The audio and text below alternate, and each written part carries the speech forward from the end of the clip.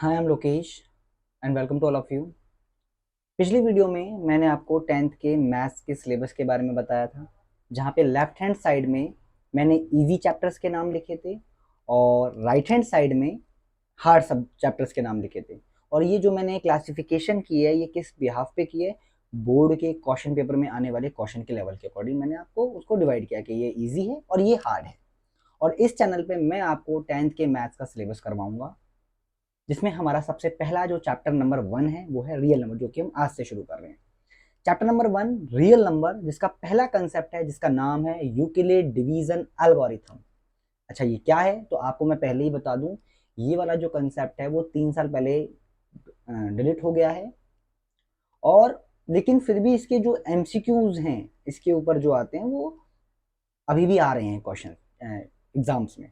तो सबसे पहले हम ये देखेंगे यूक्लिड डिवीजन एल्गोरिथम यूज किस फॉर्म में, किसके लिए होता है। तो आप देखेंगे यूक्लिड डिवीजन एल्गोरिथम का यूज हम एचसीएफ को फाइंड करने में करते हैं।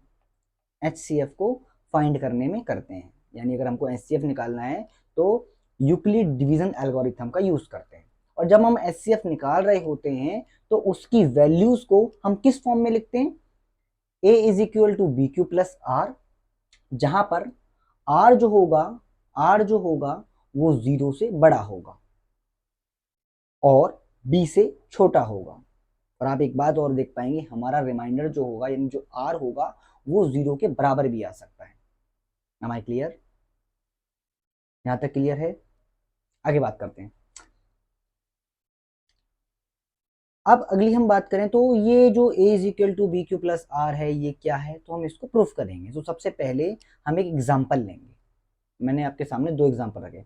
सबसे पहला एग्जाम्पल है जहां पे मैं 2 को 7 से डिवाइड करूंगा। 2 को 7 से डिवाइड करूंगा तो मेरा हो जाएगा 2 3 जा 6, और मेरा जो रिमाइंडर बचेगा वो 1 बचेगा। और अगर मैं 2 को 8 से डिवाइड करूंगा तो 2 4 जा 8, और यहाँ पे रिमाइंडर मेरा 0 बच जाएगा। तो यहाँ तक क्लियर है? हमने एक छोटी क्लासेस में एक चीज लिखी थी कि किसी भी नंबर को हम ऐसे लिखते हैं, जब हम डिवाइड कर रहे होते हैं तो हम उसको ऐसे लिखते हैं, डिविडेंड। ये फॉर्मूला है डिविडेंड, या कंसेप्ट कह सकते हो आप इसको। Dividend is equal to divisor into में क्वोशिएंट प्लस में रिमाइंडर। इस फॉर्म में हम किसी भी डिवीजन को लिखा करते थे। यहाँ पे अब हम एक और बात देखेंगे कि जो डिविडेंड होगा उसको ए से डिनोट किया गया है according to Euclid division algorithm. Divisor को बी से डिनोट किया गया है, क्वोशिएंट को क्यू से डिनोट किया गया है, और रिमाइंडर को आर से डिनोट किया गया है। समझ में आई बातचीत? तो अगर मैं इन दोनों एग्जाम्पल को, जो मैंने एग्जाम्पल लिए थे, इनको मैं इस फॉर्म में लिखूं तो कैसे लिखूंगा? ए हमारा क्या होगा? 7 होगा, और बी क्या होगा, यानी डिवाइजर क्या होगा? तो वो होगा 2, जिसको हम मल्टीप्लाई करेंगे किसके साथ? 3 के साथ, और प्लस करेंगे हमारा रिमाइंडर, तब हमारा 7 बनेगा। और दूसरा मैंने एग्जाम्पल लिया 8 का, जिसको मैंने 2 से डिवाइड किया था, इंटू करेंगे 4 से, और रिमाइंडर होगा यहाँ पर 0। तो हमने क्या करा, दो जो मैंने एग्जाम्पल लिए थे उनको dividend is equal to divisor into में क्वोशिएंट प्लस में रिमाइंडर की फॉर्म में लिख दिया। यानी जब भी हम किसी भी डिवाइड करते हैं तो उसको इस फॉर्म में लिखते हैं। तो हम यहाँ पे कह सकते हैं कि ए इक्वल होगा बी क्यू प्लस आर के। A is equal to B Q plus R के। तो हमने एक बात तो प्रूव कर दी, यानी हमने ये वाली जो बात थी वो पूरी कंप्लीट मार दी। अब आते हैं इस चीज पे कि फिर ये क्या है। तो हम यहाँ पर हम देख पाएंगे, इन दोनों ही सिचुएशन में हमने देखा कि पहला हमारा जो पहले जो हमारा रिमाइंड, इसका कलर चेंज कर लेता हूँ, एक सेकेंड।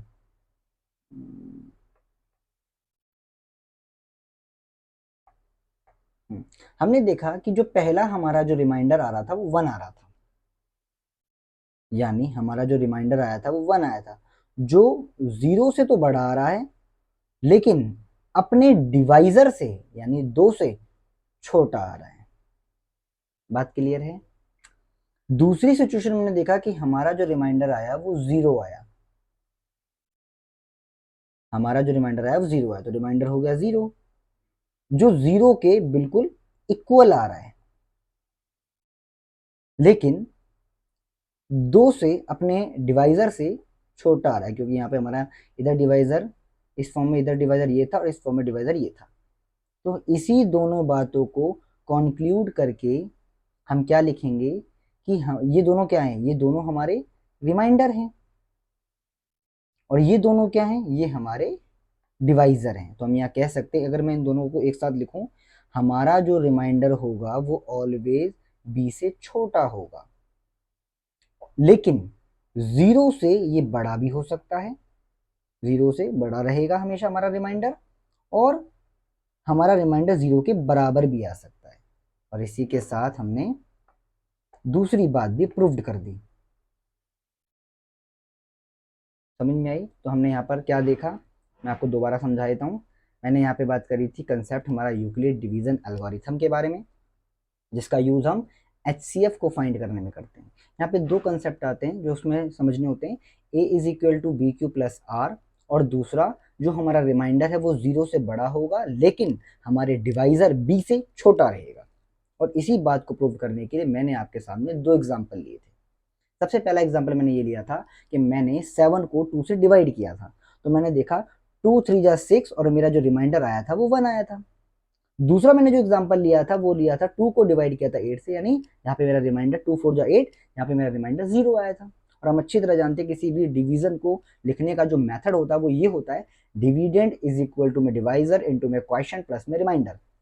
और यहाँ पे जो डिविडेंड है उसको ए से डिनोट किया गया है according to Euclid division algorithm, और डिवाइजर को बी से, क्वोशिएंट को क्यू से और रिमाइंडर को आर से।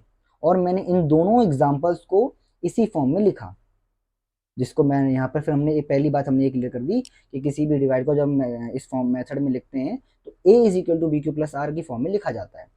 फिर दूसरी चीज हमें ये तो हमने प्रूफ कर ली। अब दूसरी चीज ये दिमाग लगानी थी कि जो हमारा रिमाइंडर है क्या वो 0 से बड़ा आता है, बराबर आता है, और बी से छोटा, तो कैसे आता है? तो हमने यहाँ देखा इन दोनों एग्जाम्पल में, पहली कंडीशन में, इस पहली कंडीशन में आप देख पाएंगे, इस पहली कंडीशन के अंदर हमने क्या देखा कि हमारा जो रिमाइंडर है वो पहले 1 आ रहा था। तो हमने देखा भाई हमारा पहला रिमाइंडर 1 आ रहा था जो 0 से बड़ा था, और लेकिन अपने डिवाइजर 2 से छोटा था। तो यहां तक बात क्लियर है। दूसरी सिचुएशन में, एक सेकेंड, दूसरी सिचुएशन में हमने ये देखा कि हमारा जो रिमाइंडर है वो 0 आया था, हमारा रिमाइंडर 0 आया था। मैं इसका कलर चेंज कर लेता हूं।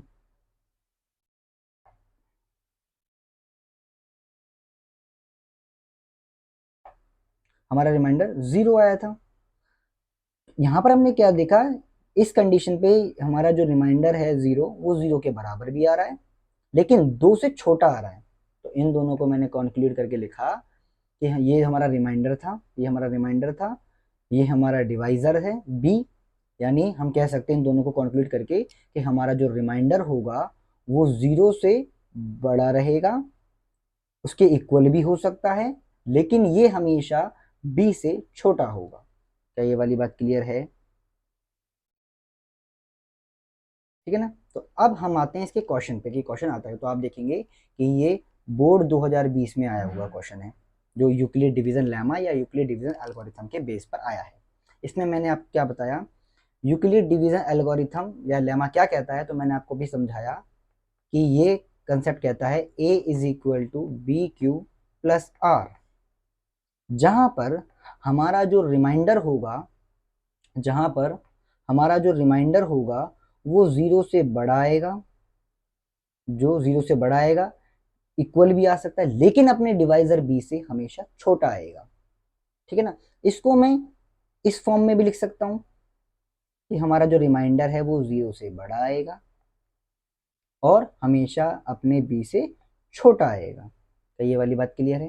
तो अब इस क्वेश्चन में क्या बोला है, तो ये हमने कंसेप्ट पढ़ लिया, यूक्लिड डिवीजन एल्गोरिथम। तो इस क्वेश्चन में क्या बोला गया, क्वेश्चन नंबर 5 में जो मैंने एक एमसीक्यू उठाया जो कि बोर्ड 2020 में है, Euclid division lemma state that two positive integer, दो पॉजिटिव इंटीजर हैं, एक ए है एक बी है, जिसका एग्जिस्ट यूनिक इंटीजर है क्यू एंड आर, जो सेटिस्फाई करते हैं A is equal to B Q plus R को। तो यहाँ पे इस चार ऑप्शन में कौन सा ठीक है, तो आप देखिए पाएंगे कि यहाँ पर इस कंडीशन पे हमारा जो रिमाइंडर है, हमारा जो रिमाइंडर है वो 0 से तो बड़ा आ रहा है, लेकिन और बी से भी छोटा आ रहा है, लेकिन ये इसके बराबर नहीं आ रहा। इस कंडीशन में हमने क्या देखा था कि यहाँ पे रिमाइंडर जो है वो 0 से तो बड़ा आ रहा है, बी से छोटा भी आ रहा है, लेकिन यहाँ पे ये रिमाइंडर 0 के बराबर नहीं आ रहा। उल्टा यहाँ पे ये बता रखा है कि जो रिमाइंडर है वो हमारे बी से छोटा है, बी के बराबर आएगा। तो ये वाली कंडीशन भी गलत है, ये भी गलत है, और ये भी गलत है। तो हमारा करेक्ट जो आंसर होगा वो ये ठीक होगा, हमारा आंसर जो होगा वो ये करेक्ट है। Okay, thank you. हम देखेंगे सबसे पहला क्वेश्चन जो आता है इसमें। सबसे पहला क्वेश्चन आपसे बता रखा है, express each number as a product of its prime factor. तो पहले क्वेश्चन में आपसे क्या बोला गया है कि आपको इन नंबर्स को प्राइम फैक्टर्स की फॉर्म में लिखना है। तो सबसे पहले इस क्वेश्चन को करने से पहले आपको एलसीएम अच्छे से आने चाहिए। तो सबसे पहले हम देखेंगे पहला क्वेश्चन जो है हमारा वो है 140। हम इसका 140 का एलसीएम लेंगे तो आप देख पाएंगे लास्ट में 0 है, तो आप इसको 2 से डिवाइड कीजिए, 2 से एलसीएम लीजिए, 2 7 जा 14 और 0 एज इट इज उतर जाएगा। आपको एक बात और ध्यान रखना, अगर लास्ट में 0 या फिर 5 आ रहा है तो हमेशा वो एलसीएम 5 से होगा। जैसे अगर यहाँ पे 0 आ रहा है तो मैं इसको यहाँ पे 5 से भी कर सकता हूँ। तो अगर मैं 5 से करूँगा तो 5 1 जा 5, यहाँ पे 2 बचेगा, 5 1 जा 5, तो यहाँ 2 बचेगा, तो 5 4 जा 20, यहाँ पर आ गया हमारा 14। अब 14 जो है वो 2 के टेबल में आता है, 2 7 जा 14 और 7 1 जा 7, तो हमारा ये एलसीएम हो गया। अब इसको हम लिखेंगे कैसे, 140 को लिखेंगे, दो हमारा 2 बार आ रहा है तो 2 की पावर 2, इनटू में 5 आ रहा है एक बार तो 5 की पावर 1, और 7 जो आ रहा है वो आ रहा है एक बार तो 7 की पावर 1। तो हमने यहाँ पे 140 को प्राइम फैक्टर्स की फॉर्म में लिख दिया, जैसा कि क्वेश्चन में बताया गया था। अब आते हैं अगले क्वेश्चन पे। क्वेश्चन अगला है हमारा, अगला जो क्वेश्चन है वो है हमारा 156। तो सबसे पहले हम क्या करेंगे, 156 का एलसीएम लेंगे। मैंने फिर से कह रहा हूँ, इन क्वेश्चनों को सबसे पहले, इस क्वेश्चन करने से पहले आपको एलसीएम आनी चाहिए। अब 156 का एलसीएम कैसे लेंगे, तो सबसे लास्ट में देखेंगे इसी यूनिट डिजिट जो है वो 6 है। जब भी आपके सामने कोई ऐसे नंबर आ रखा हो और उसके यूनिट डिजिट, यानी ये यूनिट डिजिट जो हो वो 0 हो, 2 हो, 4 हो, 6 हो, 8 हो, ये हमेशा ना इसको 2 से एलसीएम ले लेना। जैसे यहाँ पे 6 है, यहाँ पे इसको मैं 2 से कर सकता हूँ। 2 7 जा 14, यहाँ पे 1 बचेगा, तो यहाँ पे हो जाएगा 2 8 जा 16। अब देखो लास्ट में फिर से 8 आ रहा है, तो फिर से करेंगे 2 से, 2 3 जा 6, यहाँ 1 बचेगा, तो 2 9 जा 18। ठीक है, अब आगे हम किससे करेंगे, तो हमारे को इस बात का भी आना है, हमको टेबल भी आनी चाहिए। जैसे अब ये 3 और 9 है, अब मुझे नहीं पता ये किसके टेबल में आता है, क्योंकि 0 2 4 6 8 आ रहा होता, ये 2 से कर देता, लेकिन यहाँ पर आ रहा है 9। तो पहले मैं इसको चेक करता हूँ, 3 9 है, 3 9 को मैं ऐसे लिख सकता हूँ 3 प्लस का 9, और इसको मैं अगर ऐड करूँ तो ये हो जाएगा 12, 3 और 9 प्लस करेंगे तो 12 आ जाएगा। तो आप देख पाएंगे जो 12 है वो 3 के टेबल में आता है। तो ये चेक करने का तरीका है, अगर आपको कभी भी चेक करना हो कि ये नंबर 3 से एलसीएम हो जाएगा या डिवाइड हो जाएगा, तो कैसे चेक करेंगे, सबसे पहले उसके सारे नंबर को ऐड करेंगे, और ऐड करने के बाद अगर वो नंबर 3 के टेबल में आता है तो यानी वो पूरा का पूरा जो नंबर होगा वो 3 से एलसीएम हो जाएगा। क्लियर बात है। आप देख पाएंगे यहाँ पे 3 और 9 12, तो यहाँ पे 300 रहता, तो मैंने कहा 3 को 3 1 जा 3, 3 3 जा 9, और 13 किसी के टेबल में नहीं आता क्योंकि ये प्राइम नंबर है, तो 13 1 जा 13, यानी मैं 156 को लिख सकता हूँ, इसको हटा देता हूँ, 156 को लिख सकता हूँ 2 की पावर 2 बार, 3 की पावर 1 बार, और 13 की पावर 1 बार, तो 156 का हो गया। तीसरा क्वेश्चन है हमारा 3825। तीसरा क्वेश्चन है 3825, तो हम एलसीएम लेंगे 3825 का। लास्ट में 5 आ रहा है, एक बात ध्यान रखना, अगर लास्ट अगर यूनिट डिजिट अगर यूनिट डिजिट 0 हो, 5 हो, तो वो हमेशा 5 से डिविजिबल होंगे, 5 से डिविजिबल होंगे। जैसे यहाँ पे लास्ट में 5 है तो हम 5 से एलसीएम लेंगे, तो अगर मैं 5 से करूँगा तो 5 7 जा 35, यहाँ बच जाएगा 3, फिर ये हो गया 32, तो 5 6 जा 30, तो यहाँ पे बचेगा 2, कैरी देगा ये। अब बचा 25, तो 5 5 जा 25 हो गया 5 से। अब देखो फिर से लास्ट में 5 है, फिर से 5 से एलसीएम लेंगे, 5 एकम 5, यहाँ पे 2 कैरी आ जाएगा, 5 5 जा 25, यहाँ पे 1 कैरी आ जाएगा, तो 5 3 जा 15।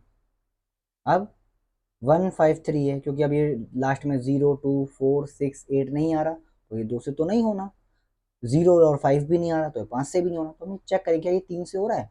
तो मैंने नंबर उठाया 1 5 3 और इसको ऐड किया, तो हम देख पाएंगे 1 + 5 + 3 ऐड करने पे 9 आता है, और हम अच्छी तरह जानते हैं जो ये 9 है वो 3 के टेबल में आता है।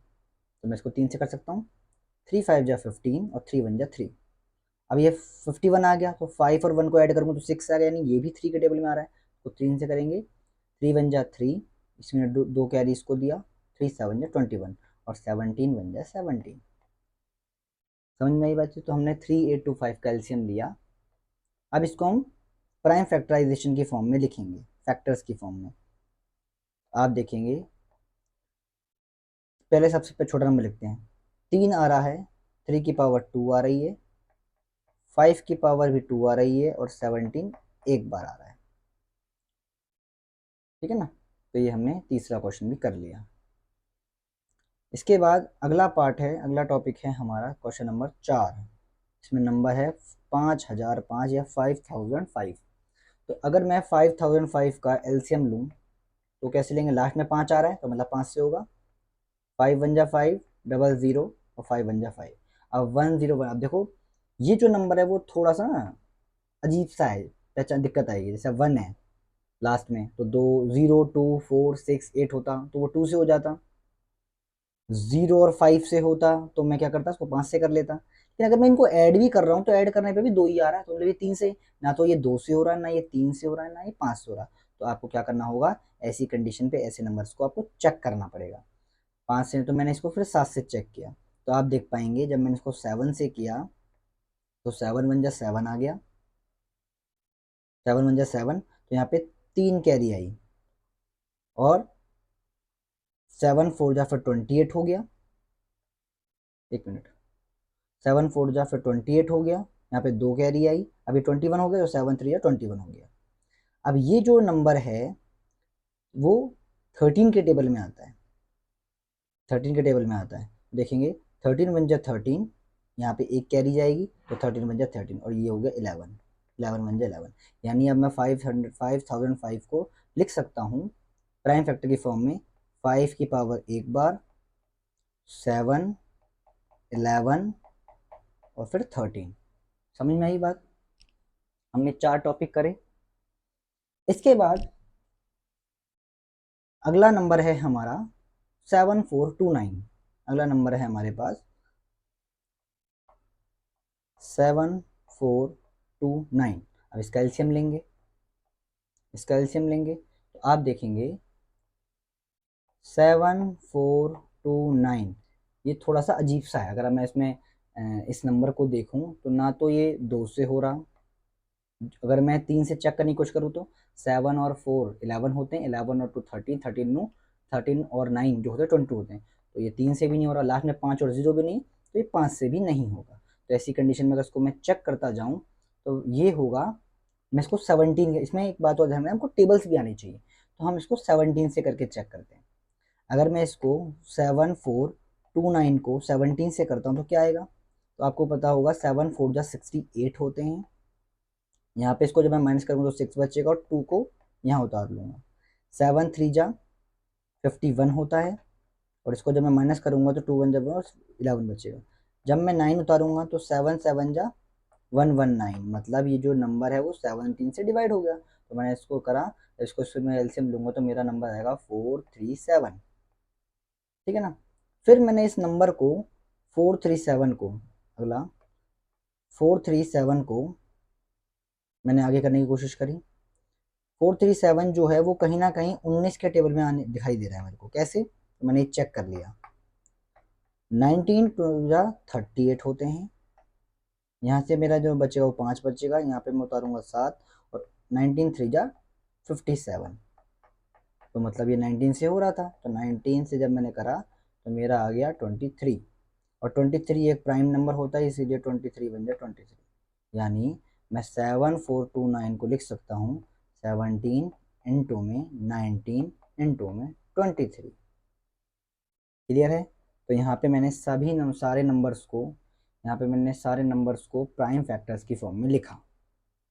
मैंने आपसे बोला कि यहाँ पर आपको एलसीएम आने चाहिए, यहाँ पे आपको टेबल आने चाहिए। मैंने आपको चेक करने का तरीका बता दिया कि 2 से कैसे चेक करेंगे, 3 से कैसे चेक करेंगे, और 5 से कैसे चेक करेंगे।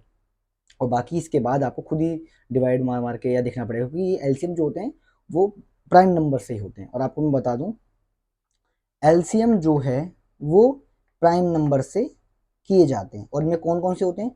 2, 3, 5, 7, 11, 13, 17, 19, 23, 29, 31 और भी बहुत सारे नंबर। तो आपको इन नंबरों से चेक करना होगा। ठीक है ना? अब आते हैं हम अगले कंसेप्ट पे, और जो ये कंसेप्ट है वो क्या करता है कि प्राइम फैक्टराइजेशन कंसेप्ट कहता है, प्राइम फैक्टराइजेशन की हेल्प से आपको एचसीएफ निकालना है और एलसीएम निकालना है। फिर से कह रहा हूँ, प्राइम फैक्टराइजेशन की हेल्प से आपको एचसीएफ निकालना है और एलसीएम निकालना है। बात क्लियर है? तो सबसे पहले इसमें दो जो कंसेप्ट कहते हैं कि अगर आपको एचसीएफ निकालना हो तो आपको कॉमन फैक्टर्स की स्मॉलेस्ट पावर को लेना है। एचसीएफ अगर हमको निकालना है तो कॉमन नंबर्स की या कॉमन फैक्टर्स की स्मॉलेस्ट पावर को लेना है। वहीं जब आप एलसीएम निकाल रहे होंगे बाय फैक्टराइजेशन, तो सभी फैक्टर्स के, ऑल फैक्टर्स की बड़ी या बिगेस्ट पावर को उठाना है। यहाँ तक बात क्लियर है? इन दोनों को मैं आप करके दिखाऊंगा कैसे। जैसे एग्जांपल, सबसे पहला हमारा जो क्वेश्चन है वो ये है, पहले मैं इसको करूंगा 26। अगर मैं 26 को प्राइम फैक्टराइजेशन की फॉर्म में लिखूं तो आएगा 2 इंटू में 13। अब वो कैसे आया तो देखेंगे। 26 का जब मैंने एलसीएम लिया तो 2 1 जा 2, 2 3 जा 6 और 13 1 जा 13, तो मैंने ये लिख दिया। वहीं अगर मैं 91 को करूँ तो 91 कैसे होगा? तो आपको पता होगा 91 जो है वो 7 के टेबल में आ सकता है। तो 7 1 जा 7, यहाँ पे 2 कैरी बचेगी, 7 3 जा 21 और 13 1 जा 13, तो मैं लिख सकता हूँ 7 इंटू में 13। तो मतलब मैंने यहाँ पे क्या करा, 26 और 91 को दोनों को प्राइम फैक्टर्स की फॉर्म में लिख दिया। अब हमने क्या देखा था? मुझे निकालना है एचसीएफ। मुझे एचसीएफ निकाला तो हमने पढ़ा था कि जो एचसीएफ होगा, हमने पढ़ा था कि जो हमारा एचसीएफ होगा वो कॉमन फैक्टर्स की स्मॉलेस्ट पावर को लेना है। तो सबसे पहले हम देखेंगे इनमें, इन दोनों के अंदर कॉमन नंबर क्या है। तो हमने देखा इन दोनों में कॉमन नंबर जो है 13 है, और तो कोई कॉमन नंबर है नहीं दोनों में। हमने क्या देखा, इन दोनों नंबर में कॉमन नंबर 13 है, तो मैंने क्या लिखा, मैंने यहाँ पे 13 लिख दिया। और अब सबसे बड़ी बात, इन दोनों के अंदर दोनों में से सबसे छोटी पावर किसकी है? तो हमने देखा दोनों की पावर 1 है, तो हमारा एचसीएफ कितना हो गया? 13 हो गया, क्योंकि हमको 1 ही लेना था। अब आते हैं अगले कंसेप्ट पे। अगला, क्योंकि हमने एचसीएफ निकाल दिया है, अब आते हैं एलसीएम पे। तो अब एलसीएम कैसे निकालेंगे? तो मैंने आपसे अभी कहा था एलसीएम निकालने का तरीका, सारे फैक्टर्स को लेना है। तो मैंने सारे फैक्टर पहले उठा लिए, तो मैंने देखा यहाँ पे कौन कौन से फैक्टर्स आ रहे थे। मैंने देखा यहाँ पे इन दोनों के अंदर 2 भी आ रहा है, 7 भी आ रहा है और 13 भी आ रहा है। समझ में आई? फिर इसने क्या बोला, फिर इसने बोला कि ऑल फैक्टर्स से बिगेस्ट पावर को उठाना है। तो भाई मैंने इनमें देखा कि भाई मेरे पे कौन कौन सी इसकी बिगेस्ट पावर है। तो मैंने देखा 2 की बिगेस्ट पावर 1 है, तो 1 ठीक है।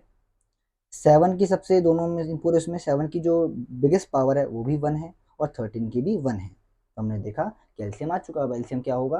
तो अब जब मैं इन तीनों को मल्टीप्लाई करके लिखूंगा तो आप देखेंगे 13 7 जब 91 होता है, 91 को 2 से मल्टीप्लाई करोगे तो आपका आएगा 182। 13 7 91, हाँ ठीक है, 182 आएगा।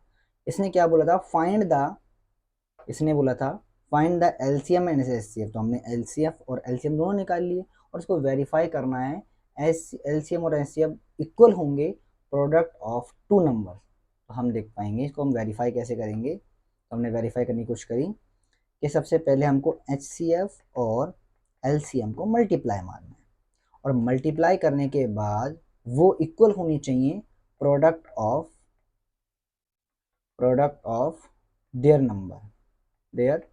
Two numbers. तो हमने एचसीएफ देखा, एचसीएफ हमारा आया था 13, एलसीएम आया 182, ठीक है ना। तो ये तो आ गया और प्रोडक्ट ऑफ द नंबर क्या था 13 और इनटू में सॉरी दोनों जो नंबर जो हमारे थे वो थे 26 और 91। अब इन दोनों को हम मल्टीप्लाई मार के चेक करेंगे। अगर मैं इनको मल्टीप्लाई करूं 182 को और 13 को तो मेरा क्या आएगा। तो मैं अगर चेक करूं तो हम देख पाएंगे कि अगर मैं 182 को इंटू करता हूं 13 से तो मेरा आ रहा है 2366 इक्वल, और अगर मैं 26 को 91 से मल्टीप्लाई करता हूँ तब भी मेरा आ रहा है 2366। यानी मैं कह सकता हूँ एलसीएम जो है वो इक्वल है सॉरी जो एलएचएस है वो इक्वल है आरएचएस के। मतलब हमने वेरीफाई कर लिया है। तो आपको ऐसे वेरीफाई करना है। सबसे पहले आपको क्या करना है, सबसे पहले दोनों नंबर का हमको प्राइम फैक्टराइजेशन करना है। प्राइम फैक्टराइजेशन करना है। एचसीएफ कैसे निकलेगा, तो कॉमन नंबर की सबसे स्मॉलेस्ट पावर लेनी है। और एचसीएफ कैसे निकलेगा, कॉमन नंबर्स की स्मॉलेस्ट पावर लेनी है। और एलसीएम कैसे निकलेगा, सभी नंबर्स को उठाना, उनकी बिगेस्ट पावर को लिख लेना है और उनको मल्टीप्लाई जब हमने मारा तो एचसीएफ 13 था, एलसीएम 182 था। इन दोनों को जब मल्टीप्लाई मारा तो मेरा आया 2366। वहीं जब मैंने product of their two numbers की बात हुई, क्योंकि वेरीफाई करने का तरीका ये होता है एलसीएम इनटू में एचसीएफ और प्रोडक्ट ऑफ टू नंबर। तो मेरे पास नंबर एक था 26, एक था 91। जब मल्टीप्लाई मारा तो 2366 आ गया और LHS is equal to RHS हमारा वेरीफाई हो गया। तो मैंने आपको एक क्वेश्चन बिल्कुल डिटेल में करके दिखा दिया। अब मैं ये वेरीफाई करने का काम नहीं करूंगा, मैं डायरेक्ट आंसर निकालूंगा एचसीएफ और एलसीएम। क्या आपको ये वाली बात समझ में आई। अब अगला क्वेश्चन है मेरा 510। अगला क्वेश्चन है मेरा 510 और 92 समझ में आई बच्चे। तो अब मैं 510 का एलसीएम लेता हूँ। तो आप देखेंगे अगर मैं 510 का एलसीएम लेता हूँ तो मैं अपने अकॉर्डिंग लेता हूँ। 2 से करेंगे तो 2 2 जा 4, यहाँ पे 1 कैरी लग जाएगी। 2 5 जा 10, यहाँ पे 1 कैरी, 2 5 जा 10। लास्ट में 5 आ रहा है तो फिर 5 से करेंगे तो 5 5 25, 5 कम 5।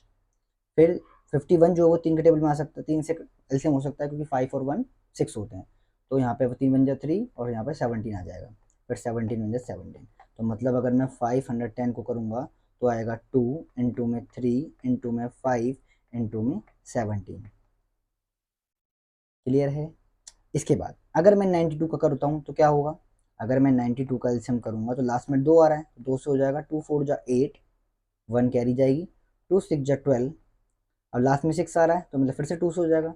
2 2 जा 4, 2 3 जा 6 और 23 हमारा प्राइम नंबर होता है तो 23 बन जाए 23। यानी मैं 92 को लिख सकता हूँ 2 की पावर 2 इंटू में 23। ठीक है ना। मैं इसको हटा रहा हूँ इस।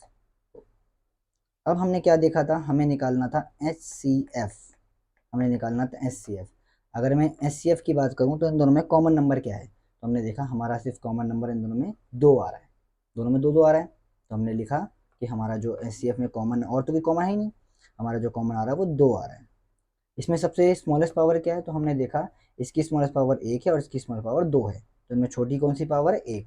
तो मेरे पास जो पावर होगी वो 1 होगी, यानी मेरा जो एचसीएफ होगा वो 2 होगा। इसके बाद अगला एलसीएम क्या होगा, तो हम क्या देखेंगे, हमने पढ़ा था एलसीएम में हम सारे नंबर्स को उठाएंगे।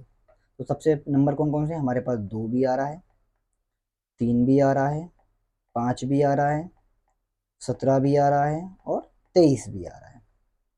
ठीक है ना। और इनकी बिगेस्ट पावर को देखें तो हमने देखा कि इन दोनों में सिर्फ 2 की पावर में, अगर हम देखें 2 की पावर में जो बड़ी पावर है वो 2 है, तो बड़ी पावर लेंगे तो यहाँ पर हमारा क्या आ जाएगा, हमारा आ जाएगा 2।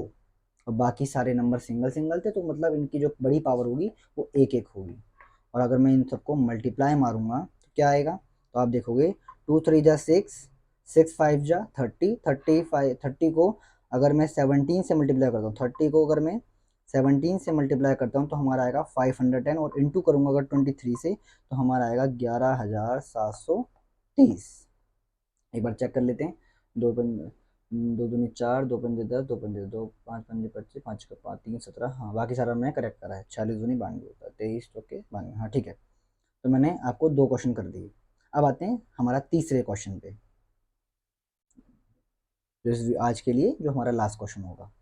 तीसरा क्वेश्चन है 336 और 336 और 54, 54। अगर मैं 336 का एलसीएम लूँ तो क्या आएगा, 336। तो हमारा जो एलसीएम आएगा वो आएगा, 3 से कर लेता हूँ क्योंकि यार सब में 3 3 के बार है ना। 3 1 जा 3, 3 1 जा 3, 2 जा 6, लास्ट में 2 आ रहा, 2 से करेंगे 2 5 जा 10, 2 6 जा 12, लास्ट में 6 आ रहा है, फिर 2 से करेंगे तो 28 आ जाएगा, 2 से करेंगे 14 आ जाएगा, 2 से करेंगे 7 आ जाएगा, 7 1 जा 1 आ जाएगा। तो हम देखेंगे 36 करेंगे तो 2 कितनी बार आ रहा है, 1 2 3 4, 2 आ रहा है 4 बार, 3 आ रहा है 1 बार, और 7 आ रहा है 1 बार। तो ये तो हमारा था 336 का। अगर मैं 54 का एलसीएम लेता हूँ तो क्या आएगा, तो आप देखेंगे 2 आएगा और 3 की पावर 3 बार आ जाएगी, क्योंकि 27 दूनी 54 होते हैं। मैं को करके दिखाता हूँ कैसे मैंने आपको करा है। यहाँ पे मैंने ऐसे करा, मैं इसको हटा दूँ,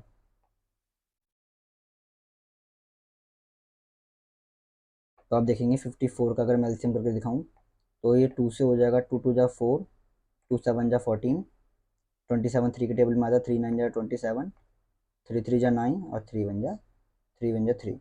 तो आप देखेंगे 3 3 बार आ गया और 2 1 बार आ गया। ठीक है ना, यहाँ तक बात क्लियर है। इसके बाद अब हमें क्या निकालना है, तो हमें निकालना है HCF। तो हमारा हम देखेंगे HCF क्या होगा, और यहाँ हम देखेंगे एलसीएम क्या होगा। सबसे पहले हम HCF देखते हैं। तो मैंने आपसे कहा था HCF में दोनों में कॉमन नंबर निकालते हैं। तो आप देखोगे इनमें कॉमन नंबर यहाँ भी 2 है, यहाँ भी 2 है, तो हमारा पहला कॉमन नंबर आ गया 2। फिर इसके बाद हमने देखा कि हमारा जो 3 भी कॉमन नंबर आ रहा, दोनों में आ रहा 3, यहाँ भी मैंने लिख लिया 3। और इसमें सबसे स्मॉलेस्ट पावर लिखनी है, तो आप देख पाएंगे 2 के अंदर, इसके और इसके अंदर दोनों की में से सबसे छोटी जो पावर है वो यहाँ पे 4 है, यहाँ पे 1 है, तो यहाँ पे 1 है तो हमने 1 लेंगे। 3 में देखूंगा तो इन दोनों में सबसे छोटी पावर क्या है, 1 है, तो हमने 1 ले ली। ठीक है ना, तो हमारा जो HCF आ गया वो 2 3 जा, जो हमारा HCF आ गया वो आ गया 2 3 जा 6। अब आते हैं LCM पे। तो LCM क्या बोला था मैंने, सारे फैक्टर्स को लेना है, सारे नंबर्स को लेना है। तो हमारे पास 2 भी आ रहा है, 3 भी आ रहा है, और 7 भी आ रहा है, और इनकी बड़ी बड़ी पावर लेनी है। तो अगर मैं बिगेस्ट पावर की बात करूं तो इन दोनों में 2 की बड़ी पावर क्या आ रही है, यहाँ पे 4 आ रही है, 3 में बड़ी वाली 3 है, और 7 में एक ही नंबर तो 1 ही है। तो हमने क्या देखा कि 2 की पावर जो आ रही है बड़ी वाली वो 4 आ रही है, 3 की पावर 3 आ रही है, और ये 1 आ रही है। अब इसको हम मल्टीप्लाई मारेंगे। अगर मैं 2 को 4 बार मल्टीप्लाई मारता हूँ तो 16 होता है, 3 को 3 बार मल्टीप्लाई करूँगा तो 27 आएगा, और इसको हम 7 से मल्टीप्लाई करेंगे तो आंसर आएगा 3024। ठीक है ना। तो आज मैंने आपको क्या नाम है, प्राइम फैक्टराइजेशन करना सिखाया और उसके रूल्स भी बताए। दूसरा मैंने आपको एक कंसेप्ट सिखाया कि प्राइम फैक्टराइजेशन मेथड से हम कैसे HCF और LCM निकालेंगे। यहाँ पे मैंने कहा जो HCF है वो कैसे निकालेंगे, प्राइम फैक्टर करने के बाद कॉमन नंबर्स में से, कॉमन फैक्टर्स में की स्मॉलेस्ट पावर को लेना है। वहीं जब हम LCM निकाल रहे होंगे तो सारे नंबर्स की बड़ी बड़ी पावर को लेना है। ठीक है ना, और हमने ये सारे क्वेश्चन करे। नेक्स्ट वीडियो में मैं आपको ये थर्ड क्वेश्चन करवाऊंगा जो 3 में कैसे कॉमन निकालेंगे। ओके, तो थैंक यू। क्वेश्चन में हमने क्या करा था कि 2 नंबर हमारे को दिए थे, उनका प्राइम फैक्टराइजेशन करने के बाद उनमें से मैं HCF और LCM निकाला, मैंने आपको सिखाया था। अब हम 3 में कैसे HCF और LCM को ढूंढेंगे तो उसको देखते हैं। जैसे यहाँ पर एक नंबर है हमारा ये 12, 15 और 21। अगर आप इसका LCM लेंगे तो आप देखोगे जो 12 है वो 2 बार और ये 3 बार आएगा। कैसे आएगा, तो मैंने 12 का LCM लिया, 2 6 जा 12, 2 3 जा 6, और 3 1 जा 3। तो मैं लिख सकता हूँ 2 की पावर 2 और 1 3। फिर इसके बाद अगर 15 को लिखूँ तो 3 इंटू में 5 आएगा, और 27 लिखूँ तो 3 इंटू में 7 आएगा। तो यहाँ तक बात क्लियर है। तो हमने क्या करा, हर तीनों नंबर का पहले मैंने प्राइम फैक्टराइजेशन कर लिया। अब आते हैं, मुझे HCF निकालना है। तो मैंने HCF कैसे निकालेंगे, सबसे पहले हमारे को क्या ढूंढना है, इसमें तीनों में कॉमन नंबर क्या है। तो हमने देखा इनमें तीनों में सिर्फ एक ही नंबर है 3, जो तीनों में आ रहा है। तो हम यहाँ लिखेंगे 3। तो हमने लिखा 3, और इन तीनों में 3 की सबसे स्मॉलेस्ट पावर क्या है, तो वो 1 है। तो हमारा जो क्या नाम है HCF होगा वो 3 होगा। अब आते हैं LCM पे। तो LCM कैसे निकालेंगे, तो आप देखेंगे मैंने आपसे क्या कहा था, सारे नंबर को उठाना है। हमारे पास 2 भी है, 3 भी है, 5 भी है, 7 भी है। तो हमारे पास 4 नंबर थे, तो मैं लिखे 2, 3, 5, 7। फिर मैंने आपसे कहा था कि इन चारों नंबर्स की बिगेस्ट पावर को देखना है। तो 2 की सबसे बड़ी पावर 2 है, 3 की 1 है, 5 की भी 1 है, 7 की भी 1 है, क्योंकि सिंगल ही नंबर है। तो हम देखेंगे 2 की पावर, हम लिखेंगे 2 की पावर 2, बाकी की सबकी 1 1, और इसको मल्टीप्लाई करेंगे। तो आप देखेंगे मल्टीप्लाई करने पे आएगा 2 2 जा 4, 4 3 जा 2 2 जा 4, 4 3 जा 12, 12 5 जा 60, 60 7 जा 420। तो हमने यहाँ पर LCM भी निकाल दिया। समझ में आया। तो मैंने आपसे क्या कहा, पहले प्राइम फैक्टराइजेशन करना है, उसके बाद उनके कॉमन नंबर्स को देखना है, और उन कॉमन नंबर्स की स्मॉलेस्ट पावर को लेंगे, तो वो हमारा HCF होगा। लेकिन सारे, जब हमको LCM निकालना है तो प्राइम फैक्टराइजेशन करने के बाद सारे नंबर को लिखना है, उनकी बिगेस्ट बिगेस्ट पावर लिख देना है। ठीक है ना। तो ये था हमारा पहला। अब आते हैं अगले क्वेश्चन पे। मैं इसको हटा देता हूँ, यहाँ कर लेता हूँ। अगर आप देखेंगे इस वाले क्वेश्चन को, तो हमारे पे 3 नंबर है, 17, 23 और 29। ये बहुत ईजी है, बस आपको थोड़ी सी नॉलेज होनी चाहिए। जैसे ये तीनों के 3 नंबर ही हमारे जो तीनों नंबर हैं वो प्राइम नंबर्स हैं, तो सीधी सीधी बात है, किसी के टेबल में तो आएंगे नहीं। तो हम इसको लिखेंगे 1 इंटू में 17, इसको लिखेंगे 1 इंटू में 23, और 29 1 इंटू में 29। अब हमारा HCF क्या होगा, तो आप देख पाएंगे कि इन तीनों में जो कॉमन नंबर है वो ओनली 1 1 है। तो हमारा HCF भी क्या होगा, 1 होगा। लेकिन LCM क्या होगा, तो LCM तो हमारे पे LCM अगर हम कहें सारे नंबर कौन कौन से, 1 भी है, 17 भी है, 23 भी है, 29 भी है। हम इन चारों को लिखेंगे 1 इंटू में 17 इंटू में 23 इंटू में 29, और इसका मल्टीप्लाई करने पे क्या आएगा, हम चेक करेंगे। 17 को मल्टीप्लाई करेंगे 23 से, फिर करेंगे 29 से मल्टीप्लाई, तो हमारा जो आंसर आएगा वो आएगा 11,339। ये हमारा आंसर आएगा। तो हमने 2 क्वेश्चन कर लिए। तीसरा क्वेश्चन है 8, 9 और 25। 8, 9 और 25, तो हम इसको कैसे करें, थोड़ा सा कलर चेंज कर दूँ क्या, ये ठीक है। तो मैंने क्या करा, 8 लिखा, और 8 का एलसीएम कैसे लिया, तो हमने देखा 8 2 को पावर 3 आता है। 9 कैसे आएगा, 3 की पावर 2 आएगी, और 25 जो होगी वो 5 की पावर 2 आएगी। ये आपको ओरली आने चाहिए, क्योंकि आपके टेबल्स, आपके स्क्वायर्स, आपकी क्यूब भी आपको पता होनी चाहिए। तो मैंने पता, मैंने लिख दिए।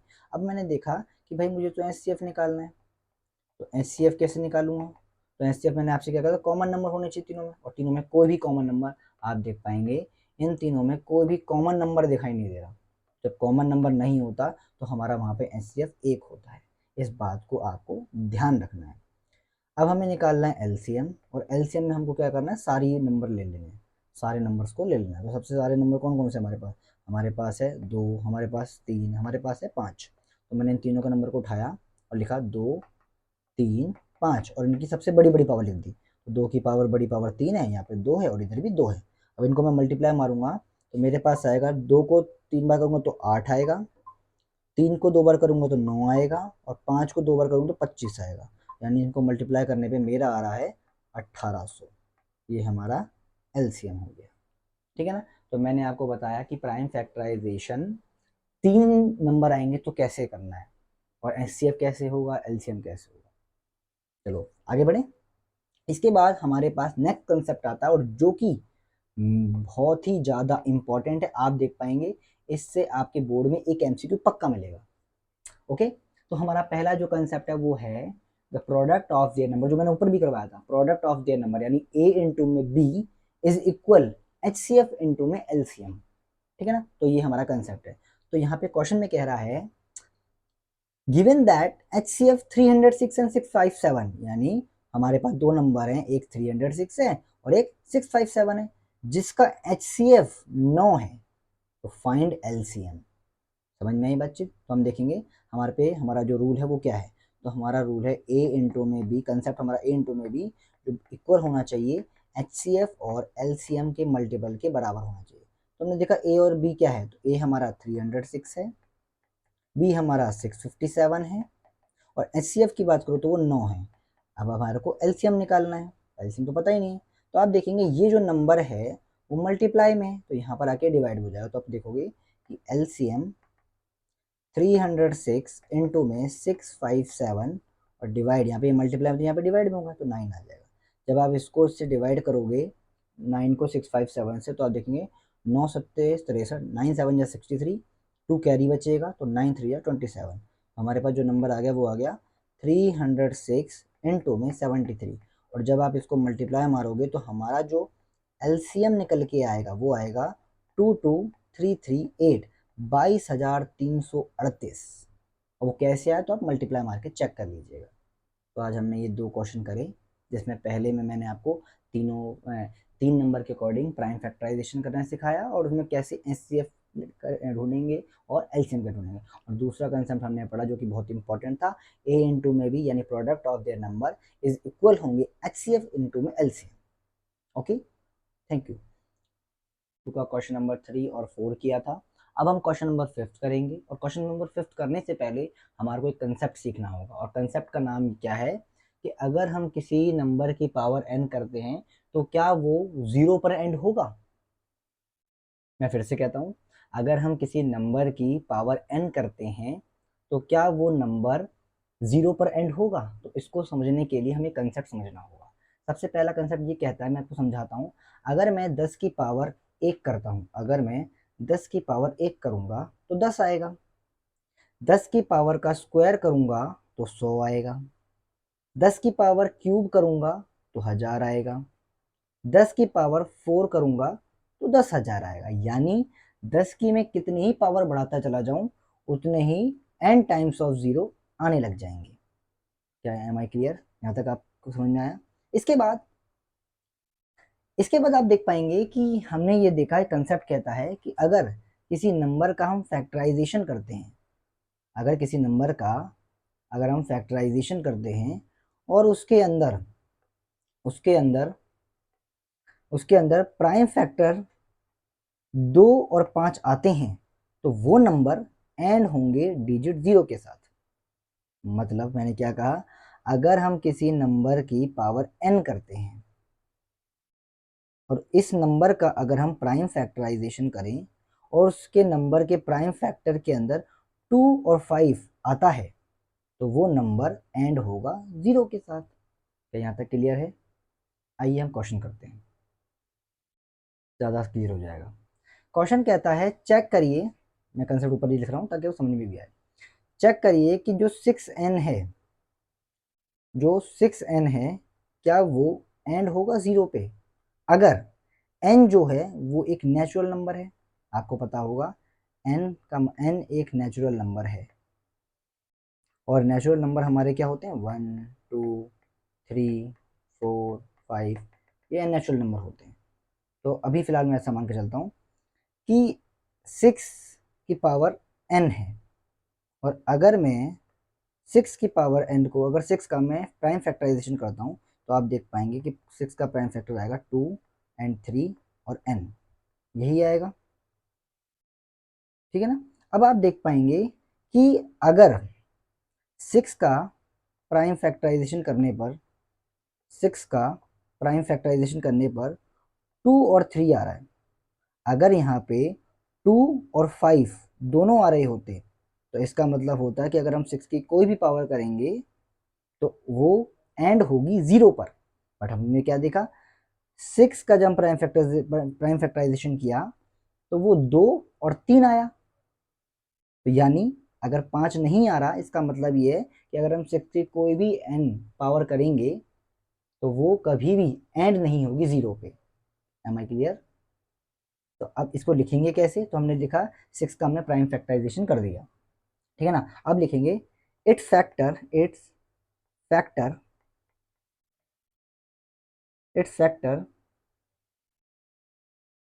या फिर आप कह सकते हो इट्स फैक्टर, एक second, it's prime factor, it's prime factor are only 2 and 3, never 5। मतलब जब हमने इसका प्राइम फैक्टर किया, जब हमने 6 का प्राइम फैक्टर किया तो उसके प्राइम फैक्टर 2 और 3 आ रहे थे, लेकिन 5 नहीं आया। इसका मतलब अगर 5 नहीं आया तो हम कह सकते हैं so this digit, this number can not end with digit 0, hence proved. Clear है? तो हमने क्या देखा, इस कंसेप्ट में हमने देखा कि अगर हम किसी भी नंबर का n पावर करते हैं और उस नंबर का प्राइम फैक्टराइजेशन करने पे, उस नंबर का प्राइम फैक्टराइजेशन करने पे 2 और 5 दोनों आता है, तो वो नंबर का n पावर अगर हम करेंगे तो वो एंड होगा 0 पर। जैसे 10 का हो रहा था, लास्ट में 0 आ रहा है ना। तो फिर हमने जब 6n को चेक किया तो यहाँ पर हमने बताया check whether 6n can end with digit 0 for any natural number, जहाँ पे n जो है वो नेचुरल नंबर 1 2 3 4 और 5 होते हैं। 6n देखा तो 6n का जब हम 6 का हमने जब प्राइम फैक्टराइजेशन किया तो 2 और 3 आया। अब हम क्या कह सकते हैं, it's prime factor are only 2 और 3, नेवर 5। मतलब 2 और 3 प्राइम फैक्टर आए लेकिन 5 नहीं आया। So this number can not end with digit 0, hence proof. क्या ये आपको बात समझ में आई? ये बोर्ड का इंपॉर्टेंट क्वेश्चन है, ये बोर्ड का इंपॉर्टेंट क्वेश्चन है, इस बात का आपको ध्यान रखना है। अब आगे चलते हैं। अब क्वेश्चन नंबर 6, क्वेश्चन नंबर 6 है ना, हाँ क्वेश्चन नंबर 6, ये भी एक अच्छा क्वेश्चन है, आपको कंसेप्ट समझना पड़ेगा। सबसे पहले कंसेप्ट समझेंगे। हम अच्छी तरह जानते हैं प्राइम नंबर क्या होते हैं। तो प्राइम नंबर ऐसा नंबर जो डिवाइड होता है या फिर उसका फैक्टर या तो 1 होगा या वो खुद होगा। समझ में आई मैंने क्या कहा? प्राइम नंबर एक ऐसा नंबर होता है जो डिवाइड या फिर इसका फैक्टर 1 या ये खुद होगा, इटसेल्फ होगा। और हम अच्छी तरह जानते हैं स्मॉलेस्ट इवन प्राइम नंबर 2 होता है, स्मॉलेस्ट ओड प्राइम नंबर 3 होता है। आपको इस बात को ध्यान रखना है। तो प्राइम नंबर ऐसे नंबर होते हैं जिनके फैक्टर या तो वो खुद होते हैं या फिर 1 होता है। अब आते हैं कंपोजिट नंबर पे। कंपोजिट नंबर क्या होते हैं? तो कंपोजिट नंबर क्या होते हैं? तो a number has at least 3 factor. Composite number वो नंबर होते हैं जो इनके एटलीस्ट 3 फैक्टर्स हों। जैसे स्मॉलेस्ट कंपोजिट नंबर इज 4। सबसे इंपॉर्टेंट बात है, इस बात को ध्यान रखना, ये सबसे ज़्यादा इंपॉर्टेंट बात है कि 4 जो है वो स्मॉलेस्ट कंपोजिट नंबर है। क्यों कंपोजिट 4, क्यों ये स्मॉलेस्ट कंपोजिट नंबर है? अगर हम 4 का फैक्टर करें तो ये 1 के टेबल में आता है, ये 2 के टेबल में आता है, ये 4 के टेबल में आता है, उसके 3 फैक्टर हो गए, तो यानी ये स्मॉलेस्ट कंपोजिट नंबर है। अगर मैं 10 की बात करूँ तो ये स्मॉलेस्ट 2 डिजिट कंपोजिट नंबर है क्योंकि इसके 2 डिजिट हैं। समझ में आई बातचीत? तो ये हमारे क्वेश्चन थे। हमें इसमें क्या, हमने इस कंसेप्ट में हमने ये सीखा, हमने कंसेप्ट में ये सीखा कि जो प्राइम नंबर होते हैं वो ऐसे नंबर होते हैं या तो उनका जो फैक्टर होता है तो 1 होता है या फिर वो खुद होते हैं। कंपोजिट नंबर ऐसे नंबर होते हैं जिनका फैक्टर एटलीस्ट 3 फैक्टर होते हैं। जैसे सबसे मैंने छोटा जो कंपोजिट नंबर बोला वो 4 बोला, और 2 डिजिट वाला कंपोजिट नंबर मैंने 10 बोला। समझ में आई? अब हम क्वेश्चन करेंगे।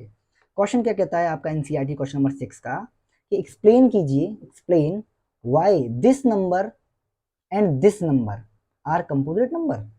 तो हमको ये चेक करना है। तो सबसे पहले मैंने इसको करते हैं। हमने देखा हमारे पास नंबर है 7 इंटू में 11 इंटू में 13 प्लस 13।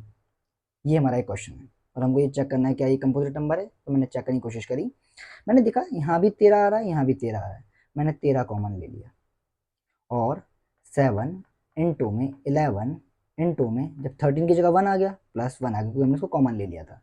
अब इसको सॉल्व करेंगे तो 13 7 11 को मल्टीप्लाई करेंगे तो 77 आएगा प्लस 1 आ जाएगा। 13 और इसको अगर हम प्लस करेंगे तो आ जाएगा 78। यानी इसको मैं लिख सकता हूँ कि ये 13 के टेबल में आता है, 13 के टेबल में आता है। 78 का अगर मैं फैक्टर करूँ तो 13 इंटू में 13, तो 13 ये वाला 13 हो गया। 78 का लिखेंगे तो 13 2 इंटू में 3 आएगा। जैसे एग्जाम्पल मैं करके दिखाता हूँ। 78 का एलसीएम लेंगे तो 2 3 जा 6, तो 1 बचा, 2 9 जा 18।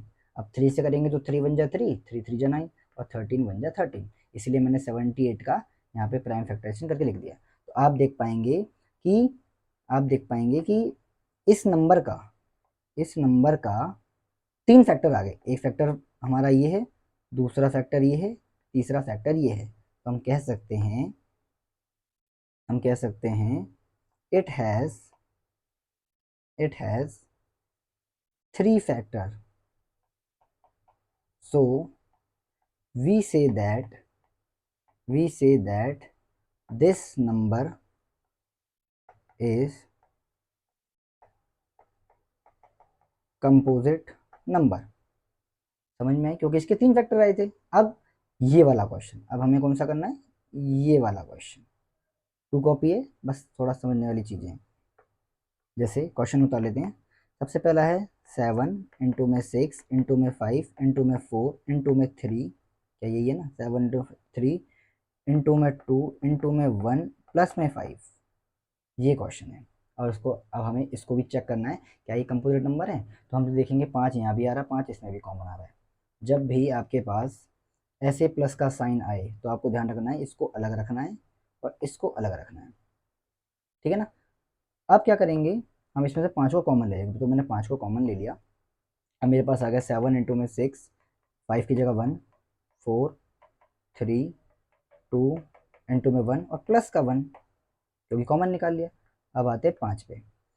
अगर मैं इन सब का मल्टीप्लाई करता हूँ, इसका मल्टीप्लाई करूँ, कितना आएगा? 7 6 जा 42, 7 6 जा 42, 4 तिया 12 दूनी 24, और इसका ही मल्टीप्लाई मार दो। 24 दूनी 48, 4 हासिल, 24 चौक 96, और 4 96 और 4 100। तो हमारा आ गया 1008 और प्लस में 1। ठीक है ना? तो 51009, 1009। समझ में आई? अब हम क्या देख पाए कि जब हमने इसका फैक्टराइजेशन किया इस नंबर का, तो मल्टीप्लाई मारने पर आया 5045। और जब हमने इसका प्राइम फैक्टराइजेशन किया तो इसका फिर से वही नंबर आ गया, क्योंकि 1009 is a prime number. 1009 is a prime number. समझ में आई बातचीत? क्योंकि ये किसी से हो ही नहीं रहा था। तो हमने क्या देखा, इसके कितने फैक्टर हो गए?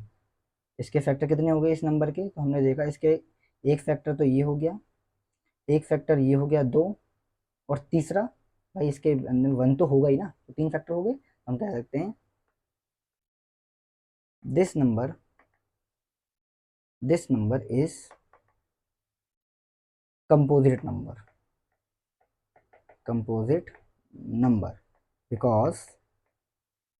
Because it has 3 factors, 1 5 1009। समझ में आई बात? क्लियर है? एक बार मैं चेक कर लेता हूँ 1009 एक प्राइम नंबर है। एक सेकेंड। 1009 is prime number. हाँ जी भाई, प्राइम नंबर है। अब आगे चलते हैं, थोड़ी कन्फ्यूजन थी मुझे भी। अब आते हैं अगले क्वेश्चन पे। ये वाला क्वेश्चन थोड़ा सा ना दिमाग लगाने वाला है। जैसे आप क्वेश्चन की लैंग्वेज समझिएगा। कह रहा है एक सर्कुलर पाथ है स्पोर्ट्स फील्ड का। एक लड़की है जिसका नाम है सोनिया। वो उसका 18 मिनट लेती है एक चक्कर लगाने में। यानी जो सोनिया है वो 1 राउंड कंप्लीट करने में 18 मिनट लेती है। वहीं एक लड़का है जिसका नाम है रवि, और वो 1 राउंड लगाने में 12 मिनट लेता है। Suppose they both start at the same point. ऐसा हमने देखा कि इन्होंने दौड़ना या रनिंग करनी शुरू करी सेम पॉइंट से, और सेम टाइम पर, at go in the same direction, और इस सेम डायरेक्शन में गए भी। तो कितनी देर बाद, after how many minutes will they meet again at the starting point. तो ऐसा कौन सा टाइम होगा जहां पर ये तीनों स्टार्टिंग पॉइंट पे मिलेंगे। ठीक है, तो ऐसी कंडीशन पे आप देख पाएंगे कि ऐसी कंडीशन पे हमारे को एलसीएम निकालना होता है। 18 और 12 का एलसीएम कितना होगा, तो 6 दूनी 12, 6 ती 18, 2 एकम 2 और 3 उतर जाएगा, फिर 3 1 1। तो आप देख पाएंगे अगर इसका नंबर देखें तो हमारा आएगा 6, हमारा आएगा 6 इंटू में 2 इंटू में 3, 6 दूनी 12, 12 3 36। तो आप देख पाएंगे कि 36 मिनट बाद, 36 मिनट बाद will they meet, will they meet, ये मिलेंगे again at a starting point, again at starting point. समझ में आई बातचीत। तो मैंने आपसे ये क्या कहा, मैंने कहा कि एक लड़की सोनिया है जिसको एक चक्कर लगा, एक राउंड लगाने में सर्कल के 18 मिनट लगते हैं, वहीं रवि को एक राउंड लगाने में 12 मिनट लगते हैं। तो ऐसा कौन सा टाइम होगा जब ये सेम टाइम पे और सेम स्टार्टिंग पॉइंट मिलेंगे। तो हमने इसका एलसीएम निकाल लिया, 6 2 3 36। ठीक है ना, ओके। तो ये हमारी एक्सरसाइज यहाँ पे खत्म होती है। Thank you. कर ली थी, और अब हम इस रियल नंबर चैप्टर की एक्सरसाइज 1.2 पर चलते हैं। और ये जो मैंने आपके सामने क्वेश्चन रखा है, prove that under root 2 is a irrational number, ये सबसे ज़्यादा इंपॉर्टेंट क्वेश्चन है। ठीक है ना, जो बोर्ड में आते हैं, बेसिक में भी, स्टैंडर्ड में भी। ठीक है ना, तो इसको हम देखेंगे। अगर हम एक चीज़ आपको मैं समझा दूं कि जो ये अंडर रूट 2 है, अंडर रूट 3 है, अंडर रूट 5 है, अंडर रूट 7 है, ठीक है ना,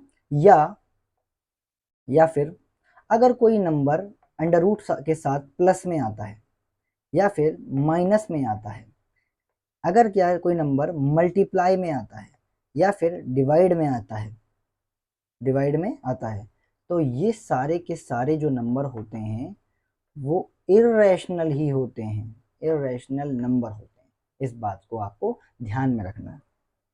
ठीक है, अंडर रूट 2 3 5 7 ये सारे इर्रेशनल नंबर है। अगर कोई नंबर प्लस के साथ आता है, माइनस के साथ आता है, ठीक है ना, तो आप क्या देखेंगे, ये भी इर्रेशनल नंबर है। मल्टीप्लाई में आता है, डिवाइड में आता है, तो ये सारे के सारे इर्रेशनल नंबर होते हैं। अब हमारा क्वेश्चन क्या कहता है, अब हमारा क्वेश्चन कहता है कि इस बात को आप प्रूव्ड कीजिए। तो हमारा क्वेश्चन ये है कि under root 2 is a irrational number. हम अच्छी तरह जानते हैं ये इर्रेशनल नंबर है, लेकिन फिर भी हमें प्रूव करना है। तो हम कैसे प्रूव करेंगे, देखेंगे। इसका ना थोड़ा सा प्रोसीजर है लंबा, समझिएगा एक बार। अंडर रूट 5 एक इर्रेशनल नंबर है, तो मैंने सपोज कर लिया let under root 2 is a rational number. मैंने इसका अपोजिट सपोज कर लिया, मैंने ऐसा मान लिया कि अंडर रूट 2 हमारा रैशनल नंबर है। अगर ये रैशनल नंबर है तो इसको मैं p बाई क्यू की फॉर्म में लिख सकता हूं। ठीक है, जहां पर जहां पर p और जहां पर p और q एक को प्राइम नंबर्स हैं, को प्राइम नंबर्स हैं। को प्राइम नंबर कैसे नंबर होते हैं, ऐसे नंबर जिनका आपस में कोई लेन देन नहीं होता, या वो कभी भी एक ही टेबल में कभी एक साथ देखने को नहीं मिलेंगे। जैसे 3 और 17, जैसे 15 और तो आपका 22, ये ऐसे नंबर है जो कभी भी आपको एक साथ एक टेबल में कभी नहीं मिलेंगे, इसलिए इनको को प्राइम नंबर कहते हैं। ठीक है ना, तो हमने ऐसा मान लिया कि पी और क्यू एक को प्राइम नंबर है, पी और क्यू एक को प्राइम नंबर है। समझ में आई बातचीत। अब ये अगर जो क्यू है वो यहाँ पर मल्टीप्लाई चला जाए तो ये अंडर रूट 2 क्यू बराबर पी एक इक्वेशन बन जाएगी। ये हमारी इक्वेशन बन गई। समझ में आई पहली चीज।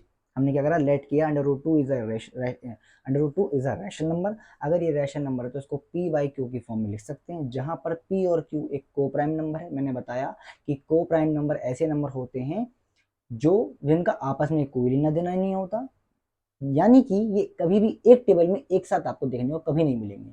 यहाँ तक कि इनके फैक्टर्स भी सेम नहीं होते सिवाय 1 को छोड़कर। समझ में आई? अब क्या करेंगे, जब ऐसा आया तो हमने देखा हमें करना, हम करेंगे both side square, both side square.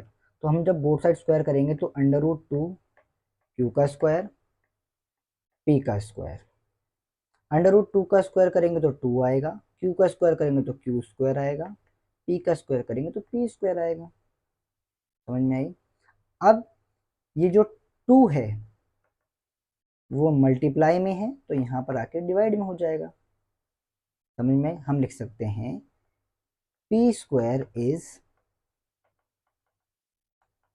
divisible by 2 and p is also divisible by 2। तो हमने क्या देखा, p स्क्वायर डिवाइड होता है 2 से, वहीं p भी 2 से डिवाइड होगा और ये करेक्ट है। समझ में आ गया? यानी p का फैक्टर 2 है। अब आगे चलते हैं। अब हमने क्या देखा था, अब हम करेंगे, हमने लिया था ये इक्वेशन ली थी √2 q = में p। तो यहाँ तक बात क्लियर है? यहाँ तक जो मैंने करवाया वो आपको बात क्लियर हो गई। इसके बाद हम क्या करेंगे, अब लेट करेंगे, लेट p = 2c, ये आपको मान के चलना है। और ऐसा कैसे कर, तो ये एक थ्योरम टाइप है, आपको याद करनी पड़ेगी। हमारी इक्वेशन थी √2q = p। देखो एक बार ये इक्वेशन थी तो हमने ये करा। अब हमने क्या करा, p को हमने 2c मान लिया। अगर क्वेश्चन में √3 होता तो यहाँ पे मैं 3c मान लेता, अगर क्वेश्चन में √5 होता तो मैं यहाँ पे 5c मान लेता। ठीक है ना? और एक प्रोसीजर है जो आपको फॉलो करना पड़ेगा। तो √2q = p की जगह मैंने 2c रख दिया क्योंकि मैंने इसको लेट किया था। अब क्या करूंगा, बोथ साइड स्क्वायर,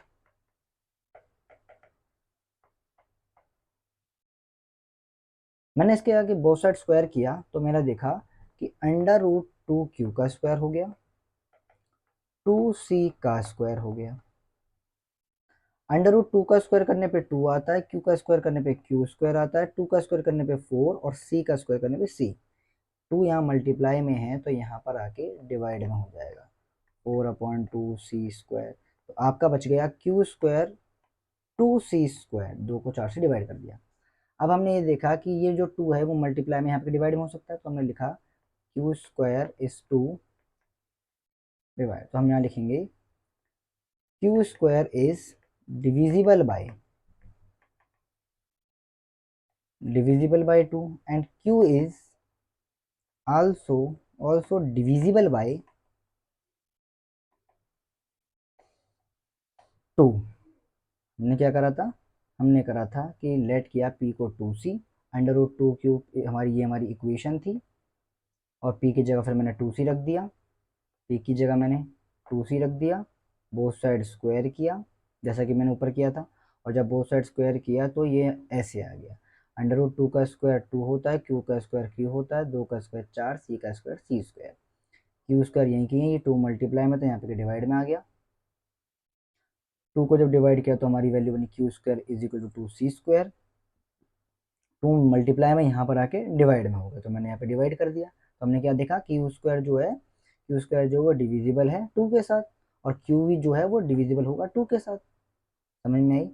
अब हमने क्या देखा, अब हमने ये देखा था, हमने क्या कहा था स्टार्टिंग में कि p और q को प्राइम नंबर है, लेकिन p का फैक्टर 2 भी है, q का फैक्टर भी 2 है, तो गलती है। तो हम क्या लिखेंगे, हम ये लिखेंगे our assumption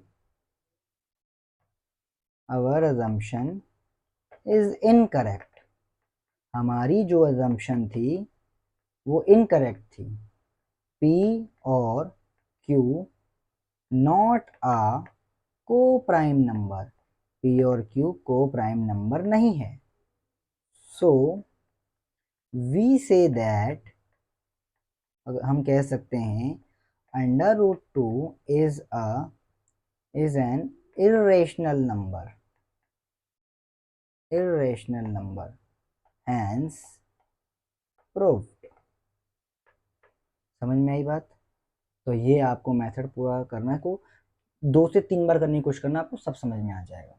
okay, thank you. और अब इस वीडियो में हम √3 को इर्रेशनल नंबर प्रूव करेंगे। और मैंने आपको बताया था बहुत बड़ा प्रोसीजर है, थोड़ा सा आपको धीरे धीरे समझ में आ जाएगा, आप इसको 2-3 बार रिवीजन कीजिए। ओके, तो इसको प्रूव करते हैं। तो prove that √3 is the irrational number. तो हम क्या करेंगे, हम पिछली क्लास की तरह हम यहाँ करेंगे, लेट करेंगे √3 इज अ रैशनल नंबर। हमने ऐसा मान लिया कि जो √3 है वो एक रैशनल नंबर है, जबकि हम अच्छी तरह जानते हैं कि ये इर्रेशनल नंबर, हमने इसका फिर भी अपोजिट मान लिया। अब क्या करेंगे, अगर ये रैशनल नंबर है तो √3 इक्वल होगा p/q के, जहां पर p और q को प्राइम नंबर है, को प्राइम नंबर है। ऐसे नंबर p और q को प्राइम नंबर, ऐसे नंबर को प्राइम नंबर ऐसे नंबर को कहते हैं जिनका आपस में कोई लेना देना नहीं होता, यहाँ तक कि वो कभी एक साथ एक टेबल में भी नहीं मिलेंगे, और यहाँ तक कि उनके फैक्टर भी सेम नहीं होंगे सिवाय 1 को छोड़कर, क्योंकि 1 सबका फैक्टर होता है। अब क्या है, इसका इक्वेशन बनाएंगे, ये क्यू है वहां जाकर मल्टीप्लाई हो जाएगा, तो हमारी इक्वेशन बन जाएगी √3qp। तो ये हमारी इक्वेशन बन गई, समझ में आई। अब हम क्या करेंगे, बोथ साइड स्क्वायर करेंगे, बोथ साइड स्क्वायर करेंगे। और जब हम बोथ साइड स्क्वायर करेंगे तो √3 q का स्क्वायर p का स्क्वायर, तो √3 का स्क्वायर होता है 3, q का स्क्वायर होता है q, p का स्क्वायर p स्क्वायर। आई बात समझ में। आप क्या देखेंगे कि जो ये 3 है वो मल्टीप्लाई में यहाँ पर के डिवाइड में, तो क्यू स्क्वायर डिवाइडेड बाई 3, तो पी स्क्वायर को हमने 3 से डिवाइड करा। हमने क्या देखा कि जो P square is divisible by 3 and p is also divisible by 3 है। समझ में आई बातचीत। तो हमने क्या करा, हमने √3 को रैशनल नंबर मान लिया, फिर उसके बाद हमने √3 इज इक्वल टू p/q माना, p/q की फॉर्म में लिखा, जहाँ पर p और q को प्राइम नंबर है।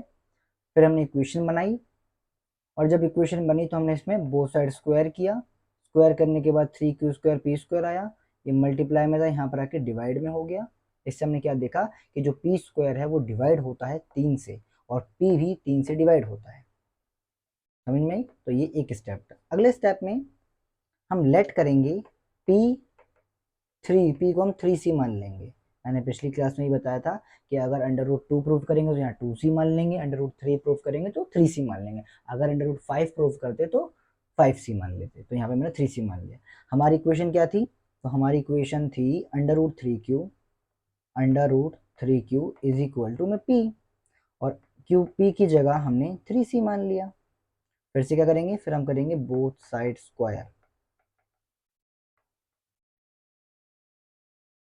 बोथ साइड स्क्वायर जब हम करेंगे तो √3q का square is equal to 3c का स्क्वायर। स्क्वायर करने पे √3 का स्क्वायर 3 होता है, q का स्क्वायर q, 3 का स्क्वायर 9 और c का स्क्वायर c स्क्वायर। ये मल्टीप्लाई में यहाँ पर आके डिवाइड में हो जाएगा, तो हम देख पाएंगे कि q square 9 divided by 3 c square. इसको डिवाइड करेंगे तो q स्क्वायर आ जाएगा 3c स्क्वायर, क्योंकि 3 3 9 होते हैं। अब ये 3 जो है वो मल्टीप्लाई में यहाँ पर आके डिवाइड में हो जाएगा, q square divided by 3 is equal to c square. यानी हमने ये देखा कि q square is divisible by 3 and q is also divisible by 3। ठीक है, लेकिन हमने क्या कहा था, हमने कहा था कि p और q क्यों प्राइम नंबर है, यानी इनका आपस में कोई लेना देना नहीं होना चाहिए, यहाँ तक कि इनके आपस में सेम फैक्टर भी नहीं होने चाहिए। लेकिन हमने देख पाए कि p का फैक्टर या p का फैक्टर 3 है, और यहाँ पर हमने ये भी देख लिया कि q का फैक्टर भी 3 है। यानी हम देख पा रहे हैं, यानी our assumption is incorrect. p और q not a co-prime number. So we say that under root 3 is an irrational number, hence proved. बात समझ में आई? Thank you. क्लास में हम अंडर रूट 5 को इर्रेशनल नंबर प्रूव करेंगे। तो आइए स्टार्ट करते हैं। हमने क्या देखा, अंडर रूट 5 एक इर्रेशनल नंबर है, हम अच्छी तरह जानते हैं, फिर भी हम इसका अपोजिट लेंगे। तो हम लिखेंगे let under root 5 is a rational number. हमने ऐसा माना कि अंडर रूट 5 एक रैशनल नंबर है, और अगर ये रैशनल नंबर है तो इसको p बाई क्यू की फॉर्म में लिख सकते हैं, जहां पर p और q जो है वो को प्राइम नंबर है। मतलब मैंने आपको बताया था, को प्राइम नंबर ऐसे नंबर होते हैं जिनका आपस में कोई लेना देना नहीं होता, ना ही ये एक दूसरे के टेबल में आते, ना ही इनके फैक्टर सेम होते हैं। ठीक है, इसके बाद अगर हम यहाँ से इक्वेशन बनाओ तो हमारी इक्वेशन बनेगी under root 5q is equal to p। तो ये हमारी इक्वेशन बन गई। अब क्या करेंगे, हम बोथ साइड स्क्वायर करेंगे। तो बोथ साइड स्क्वायर, और जब बोथ साइड स्क्वायर करेंगे तो under root 5q square is equal to p का स्क्वायर। सॉल्व करने पे आएगा 5q स्क्वायर p स्क्वायर। आपको पता है स्क्वायर से अंडर रूट हट जाता है, तो 5q square equal to p square. अब क्या है, जो ये 5 है, जो 5 है वो मल्टीप्लाई में, तो यहाँ पर आके ये डिवाइड हो जाएगा। ठीक है, तो हम लिख सकते हैं p square is divisible by 5 and p is also divisible by 5। भाई p डिवाइड हो रहा तो p स्क्वायर डिवाइड हो रहा तो p भी डिवाइड होगा। क्या यहाँ तक बात क्लियर है? ये हमारा फर्स्ट स्टेप था। हमने अंडर रूट 5 को रैशनल नंबर माना, फिर अंडर रूट 5 को p बाई क्यू की फॉर्म में लिखा, जहाँ पर p और q एक को प्राइम नंबर थे। हमने इक्वेशन बनाई, इक्वेशन के बाद हमने इसमें स्क्वायर किया, और स्क्वायर करने के बाद सॉल्व जब किया तो हमने देखा कि जो 5 है वो p स्क्वायर और p को दोनों को डिवाइड कर रहा है। बात क्लियर है?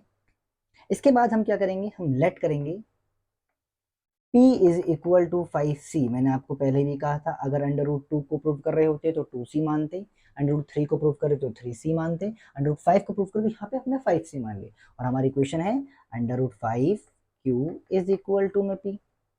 ठीक है, अब क्या करेंगे, बोथ साइड स्क्वायर करेंगे। Sorry sorry sorry, both side से नहीं, सॉरी एक minute. Under root 5q p की जगह हम लिखेंगे 5c। अब क्या करेंगे, both side square, both side square, और जब बोथ साइड स्क्वायर करेंगे तो अंडर रूट 5q का square is equal to 5c का स्क्वायर। अंडर रूट 5 का स्क्वायर 5 होता है, q का q स्क्वायर होता है, 5 का स्क्वायर फिर 25, c का स्क्वायर c। ये मल्टीप्लाई में यहाँ पर के डिवाइड में, तो हम लिखेंगे q स्क्वायर, 5 यहाँ पर डिवाइड में हो गया तो ये c स्क्वायर हो गया। ठीक है ना, अब क्या आया, q square is equal to 5c का square.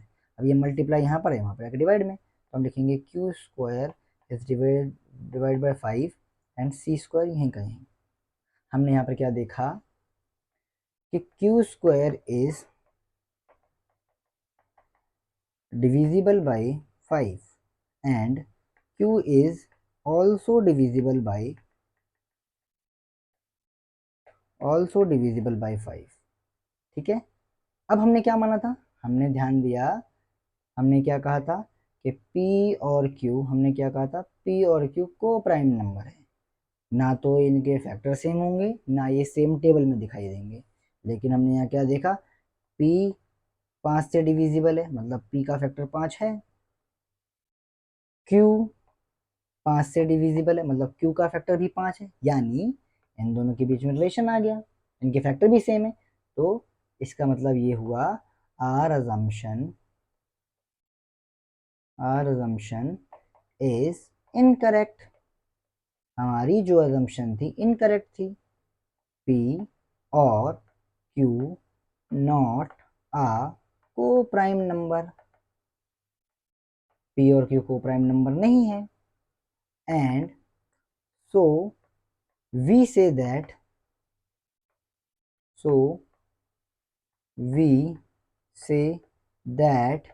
Under root 5 is an irrational number, is an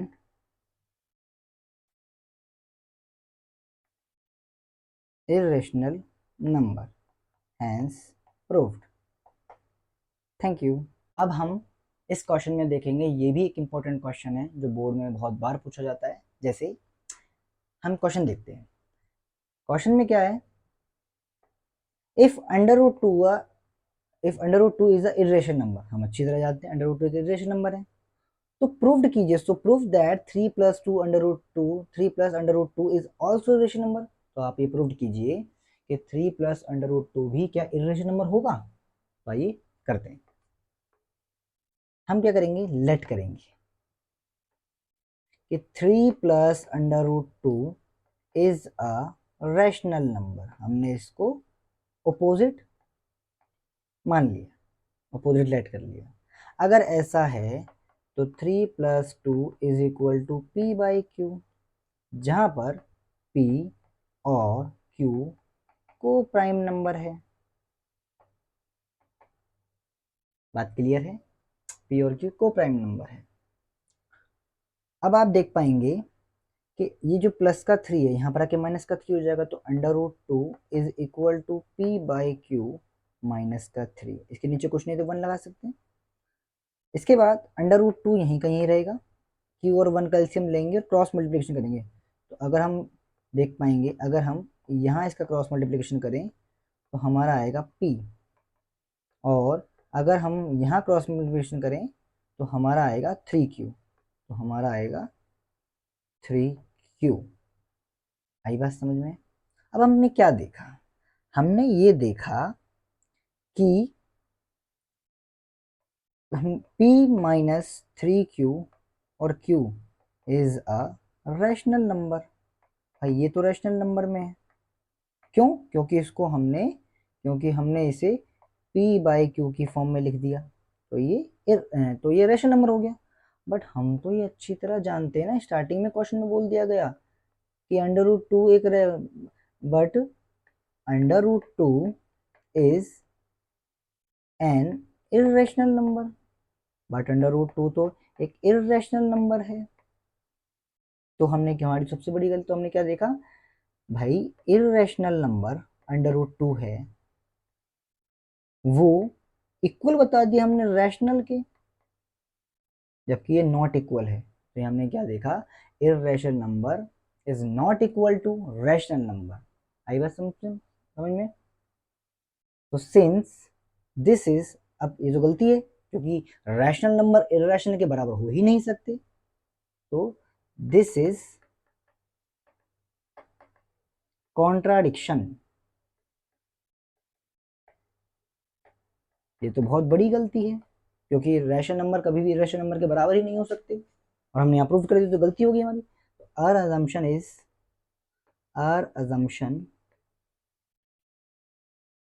is incorrect. Our assumption is incorrect. So we say that 3 plus 2 under root 5, 3 plus 2 under root, sorry, 3 plus under root 2, 3 plus 3 plus under 3 plus under root 2 is irrational number, hence proved. समझेंगे हमने क्या करा, हमने question में दिया था under root two is a irrational number, हमको पहले ही बता दिया, तो प्रूव्ड कीजिए कि 3 प्लस अंडर रूट टू भी एक इर्रेशनल नंबर है। हमने क्या करा, हमने करा लेट किया 3 plus under root two is a rational number, और अगर ये रैशनल नंबर है तो इसको हमने पी बाई क्यू की फॉर्म में भी लिख दिया, जहाँ पर पी और क्यू नोट को प्राइम नंबर है। अब ये प्लस का 3 था, यहाँ पर आके माइनस का 3 हो गया, तो अंडर रूट टू को यहाँ पर माइनस का 3 कर दिया। अंडर रूट 2 यहीं का यहीं, अंडर रूट 2 का यहीं का यहीं, लेकिन जब हमने इसका क्यू और 1 का एलसीएम तो क्यू आ गया और यहाँ पे हमने क्रॉस मल्टीप्लिकेशन कर लिया। अब हमने क्या देखा कि जो ये नंबर है p-3q, ये तो रैशनल नंबर है, और क्वेश्चन में मैं पहले ही बता दिया कि अंडर रूट 2 एक इर्रेशनल नंबर है, और हमने यानी और हमने यहाँ पे क्या प्रूफ कर दिया कि भाई एक इर्रेशनल नंबर एक रैशनल नंबर के बराबर है, जबकि असली बात क्या है, रियलिटी ये है कि इर्रेशनल नंबर कभी भी रैशनल नंबर के बराबर नहीं होते। तो this is contradiction, so our assumption is incorrect, we say that अंडर रूट 2 is irrational number। तो आपको इस बात का ध्यान रखना है। Thank you. और इस क्लास में हम 2 - अंडर रूट 3 को इर्रेशनल नंबर प्रूव करेंगे। और पहले से क्वेश्चन में क्या कहा गया है कि अंडर रूट 3 जो है वो इर्रेशनल नंबर है, तो आपको ये भी प्रूव करना है कि 2 - अंडर रूट 3 क्या एक इर्रेशनल नंबर होगा। तो स्टार्ट करते हैं। क्वेश्चन कैसे होगा, तो हम लेट करेंगे, लेट हमने किया कि 2 - under root 3 is is rational number, is rational number, हमने अपोजिट मान लिया। अगर ये रेशनल नंबर है तो इसको हम p/q की फॉर्म में लिख सकते हैं, जहां पर p और q को प्राइम नंबर है, ठीक है ना। अब क्या है, अब ये है कि जो ये 2 है प्लस में यहाँ पर आके माइनस में हो जाएगा। तो हमने क्या करा, ये ऐसे किया हमने कि 2 को तो यहीं रहने दिया, प्लस ये p/q था, इसको माइनस में p/q कर दिया यहाँ पर लाके, और ये -3 था, यहाँ पर आके प्लस में 3 हो गया अंडर रूट का, ठीक है ना। मतलब हमने क्या करा, हमने ये करा कि इसको तो यहाँ ले आए और प्लस का माइनस में कर दिया, और इसको यहाँ ले गए। समझ में आई बात, इससे हमारा इजी हो गया क्वेश्चन। अब क्या देखा हमने, इसको जब हमने चेक किया तो हमने इसको सॉल्व किया तो q और 1 का एलसीएम लिया तो q आ गया। फिर से हम क्या करेंगे, क्रॉस मल्टीप्लीकेशन। तो हमारा क्रॉस मल्टीप्लिकेशन करने पे क्या आएगा, 2q माइनस में p, और यहाँ पर हो गया अंडर रूट 3। समझ में आई बातचीत। अब हम क्या देख रहे हैं, हमने ये देख पाए कि 2q माइनस में p और q इज रैशनल नंबर, और ये रैशनल नंबर है। और हमने अभी क्वेश्चन में क्या देखा कि but under root 3 is an irrational number, जो कि हमारे को पहले से ही क्वेश्चन में बताया गया है। ये तो बहुत बड़ी गलती हो गई। हमने क्या दिखा दिया, हमने ये शो कर दिया कि एक रैशनल नंबर इक्वल है इर्रेशनल नंबर के, जबकि ये पॉसिबल ही नहीं है। हमेशा एक रैशनल नंबर इर्रेशनल नंबर के इक्वल हो ही नहीं सकता। समझ में आई। तो this is contradiction, and our assumption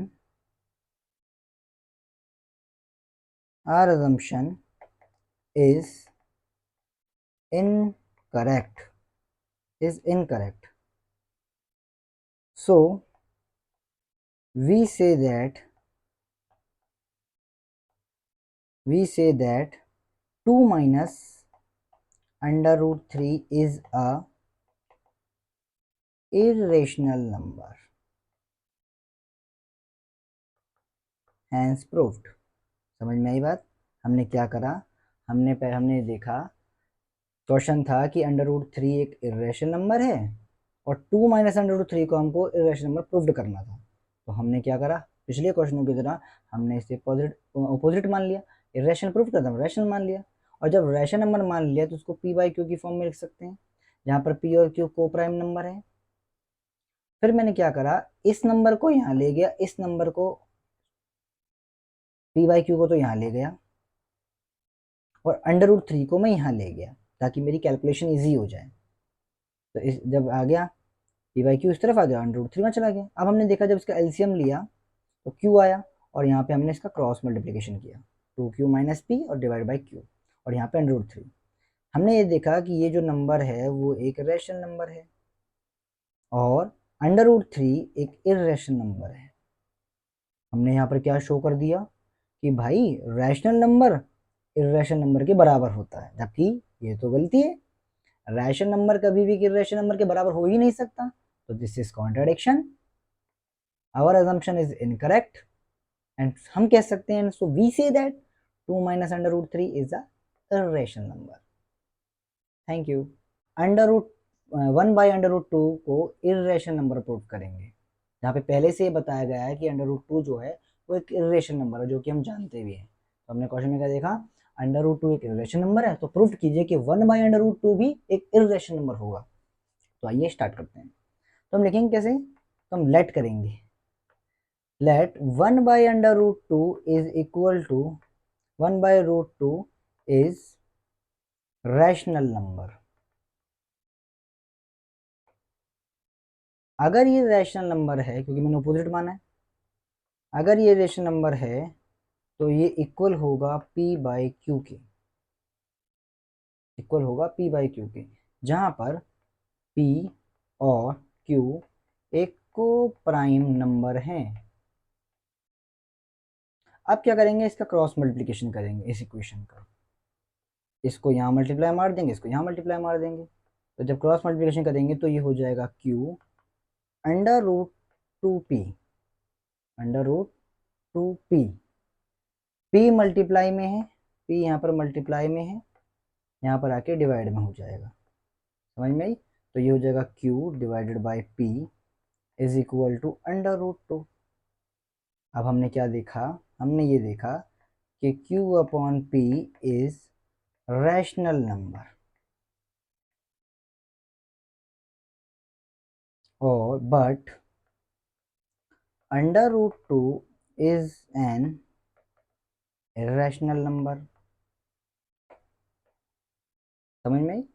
हमने भाई यहाँ पर क्या शो कर दिया कि भाई हमने ये शो कर दिया कि एक रैशनल नंबर एक इर्रेशनल नंबर के बराबर हो गई, जबकि ऐसा पॉसिबल ही नहीं है, जबकि ऐसा पॉसिबल ही नहीं है। रैशनल नंबर नॉट इक्वल होते हैं, इक्वल नहीं होते इर्रेशनल नंबर के। समझ में आई।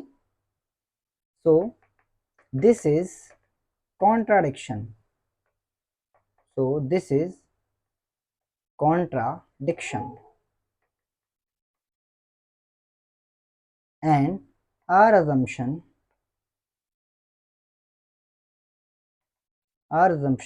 is incorrect. Therefore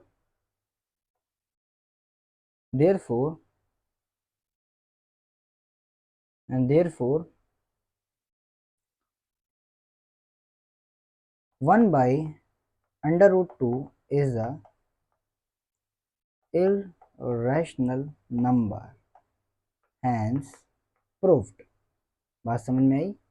मैंने यहाँ पर क्या करा, क्वेश्चन में बोला गया था कि अंडर रूट 2 एक इर्रेशनल नंबर है, और हमें प्रूव करना था कि क्या 1 बाई अंडर रूट 2 भी एक इर्रेशनल नंबर होगा। तो हमने लेट कर लिया इसका अपोजिट कि 1 बाई अंडर रूट 2 एक रैशनल नंबर है, और अगर रैशनल नंबर है तो उसको p बाई क्यू की फॉर्म में लिखेंगे, जहां पर p और q को प्राइम नंबर है। फिर मैंने क्या करा, इसका क्रॉस मल्टीप्लिकेशन कर दिया, तो q इज इक्वल टू में 2p आ गया। ये मल्टीप्लाई में था, यहाँ पर डिवाइड में हो गया। तो अब हमने क्या देखा कि ये नंबर, हमने ये देखा कि ये नंबर रैशनल नंबर आ रहा है, ये नंबर इर्रेशनल नंबर है। और जबकि ऐसा हमने ये शो कर दिया कि रैशनल नंबर इर्रेशनल नंबर के बराबर होता है, ये पॉसिबल ही नहीं है। हमेशा एक रैशनल नंबर एक इर्रेशनल नंबर के इक्वल नहीं हो सकता। This is a contradiction and our assumption is incorrect. Therefore 1 by under root 2 is irrational number, hence proof. Thank you। Class में हम 7 अंडर रूट 2 को हम प्रूव करेंगे कि एक इर्रेशनल नंबर है। तो आइए स्टार्ट करते हैं। तो क्वेश्चन कह रहा है कि अंडर रूट 2 एक इर्रेशनल नंबर है, तो आप ये प्रूव कीजिए कि 7 अंडर रूट 2 भी एक इर्रेशनल नंबर है। ठीक है, तो आइए स्टार्ट करते हैं। तो हम कैसे लिखेंगे, हम लिखेंगे लेट 7/√2 इज रैशनल नंबर। और अगर ये रैशनल नंबर है तो 7/√2 is equal to p/q। p/q की फॉर्म में भी लिख सकते हैं नीचे एक लगा के, जहां पर p और q एक को प्राइम नंबर है। अब हम क्या करेंगे, क्रॉस मल्टीप्लिकेशन। तो क्रॉस मल्टीप्लिकेशन जब करेंगे तो हम देख पाएंगे कि 7/√2 या क्रॉस मल्टीप्लिकेशन मत करिए, आप ऐसा कीजिए, √2 को यहीं रहने दीजिए और p/q 7 यहाँ से आके जो 7 है वो यहाँ पर आके मल्टीप्लाई में डिवाइड में हो गया, तो हमने कहा यहाँ पे 7 लिख दिया। आई बात समझ में। अब हमने क्या देखा, हमने ये देखा कि p और 7/√2 एक रैशनल नंबर है,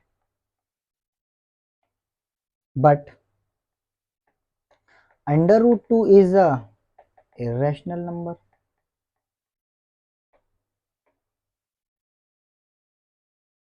ठीक है ना।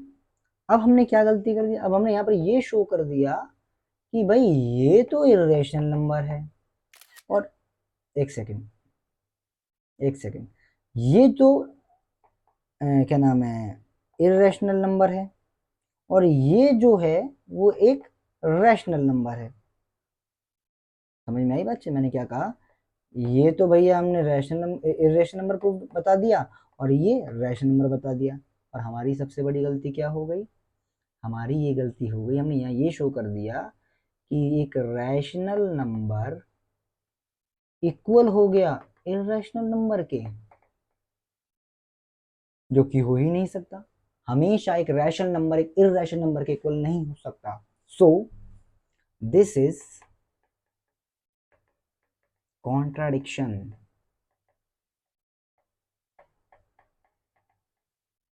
And our assumption is incorrect. Therefore, we say 7/√2 is irrational number. Hence, proved. मैंने यहाँ पर क्या क्या करा, अब भाई हमने इसमें करा क्या था, हमने ये देखा कि 7/√2 जो है वो एक इरेशनल नंबर है, और हमें प्रूव्ड करना था कि 7/√2 भी एक इरेशनल नंबर होगा। तो हमने क्या करा, इसका अपोजिट मान लिया कि 7/√2 एक रैशनल नंबर है, और अगर रैशनल नंबर है तो इसको हम p/q की फॉर्म में लिख सकते हैं, जहां पर p और q एक को प्राइम नंबर है। हमने क्या करा, इस 7 मल्टीप्लाई में यहाँ पर डिवाइड में लिया आया, इससे आकर हमने देख पाए कि ये तो आ गया रैशनल नंबर, और हमने देखा कि √2 क्या है, एक इरेशनल नंबर है। दोनों बराबर आ गए, यानी ये तो अभी तो कभी पॉसिबल ही नहीं है, क्योंकि रैशनल नंबर एक इरेशनल नंबर के कभी इक्वल नहीं होते। So this is a contradiction.